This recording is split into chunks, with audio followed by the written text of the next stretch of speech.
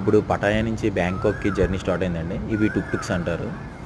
టుక్స్ అనుకో like autos అనమాట. మనకి 10-20 బాట్స్లో రీచ్ అయిపోవచ్చు. ఇవి 2 వీలర్స్.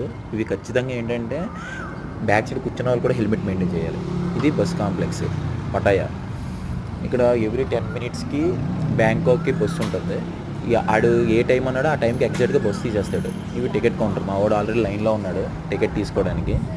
ఏంటంటే వాడు అన్న టైంకి ఎగ్జాక్ట్ టైంకి టైం వేస్ట్ ఏమి ఉండదు. ఎగ్జాక్ట్ టైంకి బస్సు తీసేస్తారు. ఇంకా కంప్లీట్ మనకి ఇక్కడ ఫుడ్ కోర్ట్స్ కూడా అవైలబుల్ ఉన్నాయి. మెయింటెనెన్స్ ఎలా ఉంటుందంటే అసలు ఒక డస్ట్ కూడా మీరు బయట వేయడానికి లేదు. డస్ట్బిన్స్లోనే మెయింటైన్ చేసుకోవాలి. అన్ని డస్ట్బిన్స్లో వేసేయాలి, లేకపోతే మీ బ్యాగ్లో పెట్టుకోవడమే. టాయిలెట్స్ ఉంటాయండి. Toilets ఎంట్రీకి 3 bots. టాయిలెట్స్ కూడా చాలా అంటే చాలా నీట్నెస్ మెయింటైన్ చేస్తున్నారు. ఇంకా మనకి బస్సు గురించి మాట్లాడుకుంటే బస్సులో స్టాండింగ్ ఏమి ఉండదండి. Complete central AC.